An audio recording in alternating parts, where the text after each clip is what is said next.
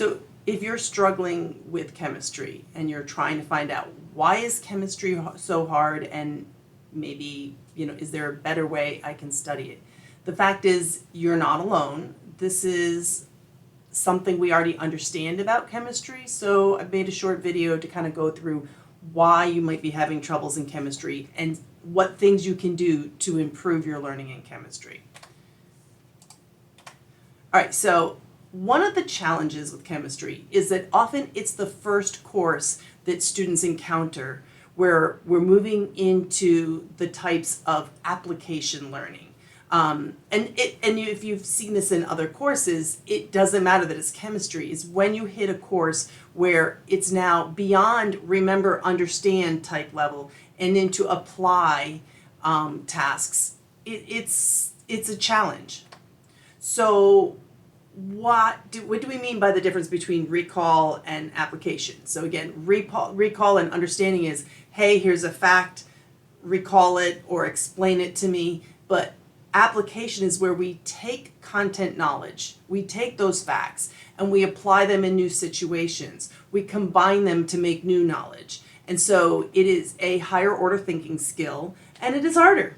So on the left, I have an example of a chemistry class questions that's just like a recall application questions. So it's like, what are the 4 quantum numbers? I recall, N, L, M, L, M, S. I could put that on flashcards. I could remember that, and it wouldn't be that bad.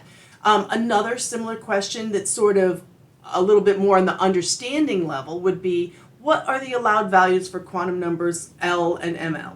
So we've memorized that, we've been told these, we memorize them. L can be anywhere from 0 up to n minus 1. ML can be anything from negative L up to positive L. So that's just kind of, I've understood those rules. I can sort of explain them.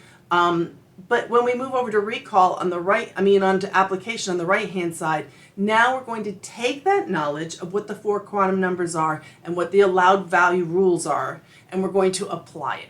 How many electrons in an atom can have n equals 3 and ms equals plus 1/2? So again, now I need to know there are 4 quantum numbers. I've been told 2. I need to know 2 more. I need to know L and ML.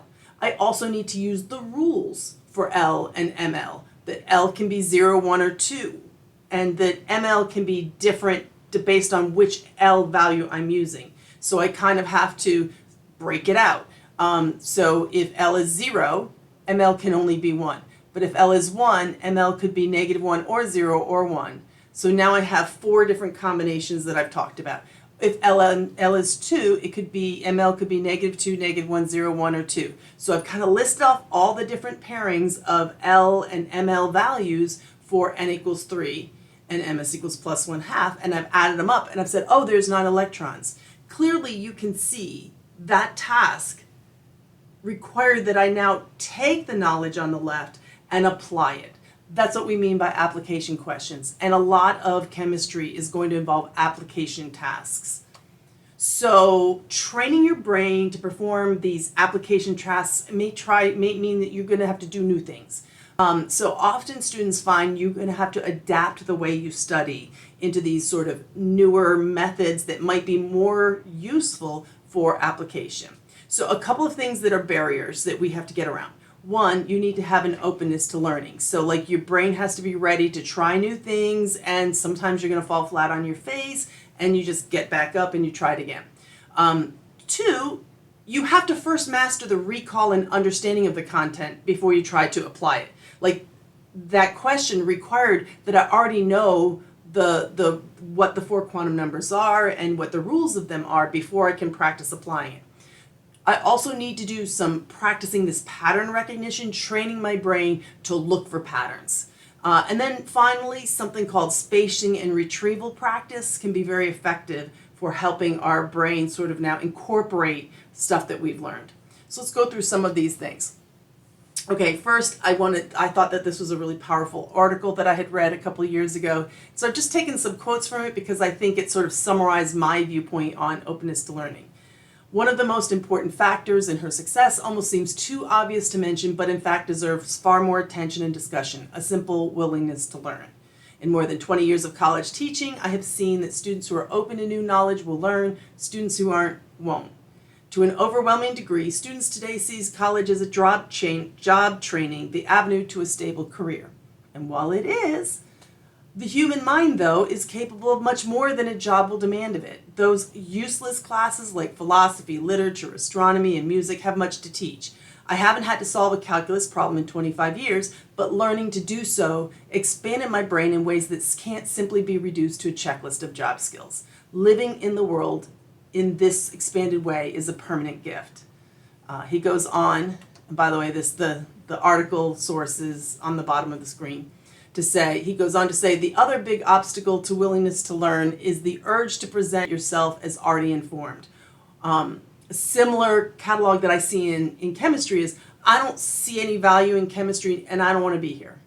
Again, it still shuts down that learning pathway.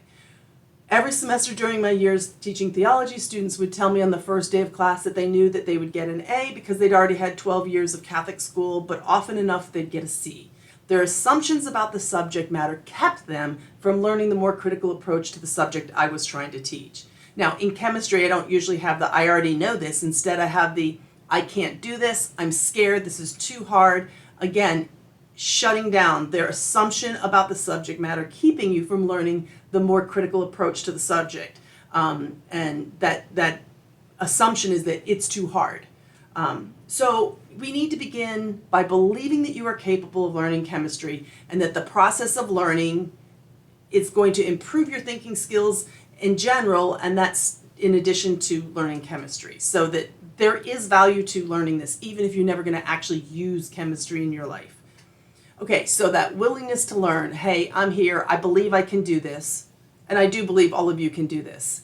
I believe I can do this, and I'm ready to get to work learning some new skills, and I'm open to the fact that I may have to change what I'm doing and do it differently. All right, so again, we also talked about that. You have to be able to master the recall and understanding of the content before you try to apply it.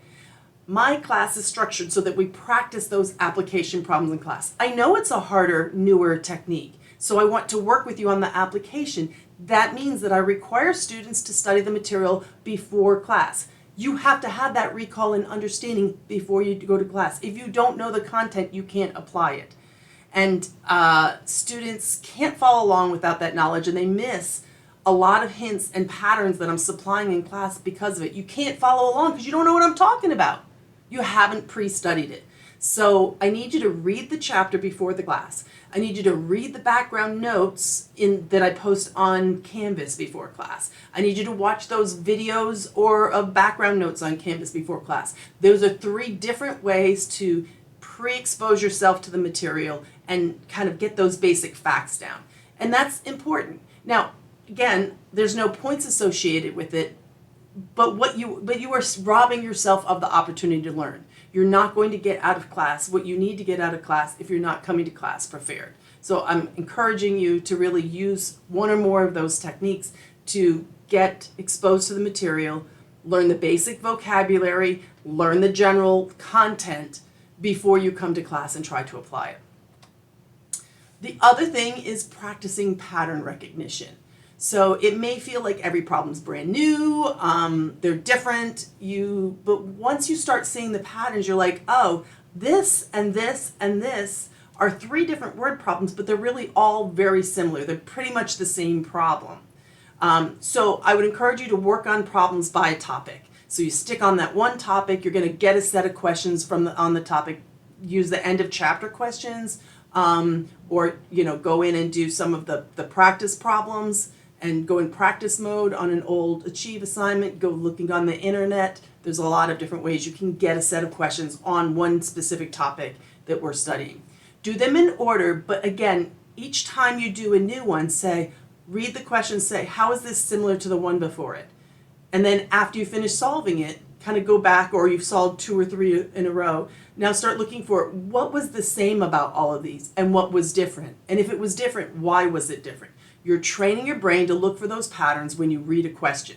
That means when you get to the test, If you can recognize it's the same pattern, you know how to approach solving it. It's no longer feels like it's a brand new, I've never seen it before. It's like, oh, this is kind of like this one and kind of like this one. I know what I need to do.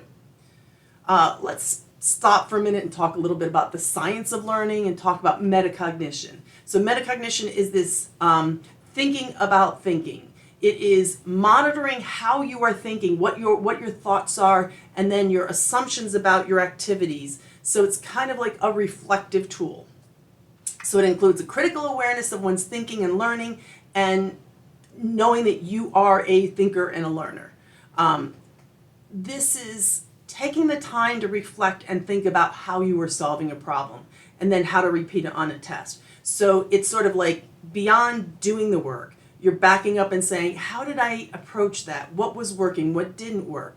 And really being assessing these things. Those surveys that I give and achieve, and again, they're not worth points, but they're designed before and after a test to help you really reflect on what is working in your studying habits and what isn't working, so that you can try things that are effective for your brain that help you to learn.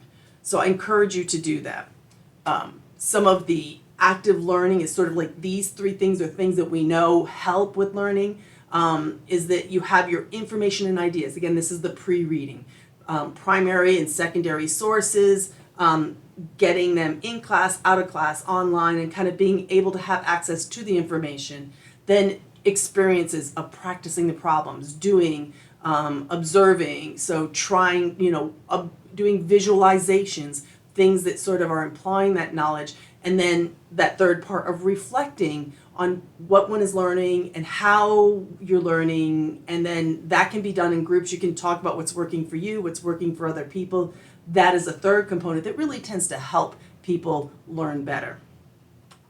The last thing is spacing and retrieval practice. So when we talk about spaced practice, what we mean is rather than saying, I'm going to sit and study for 3 hours, you arrange your study time into multiple sessions that are spread over time.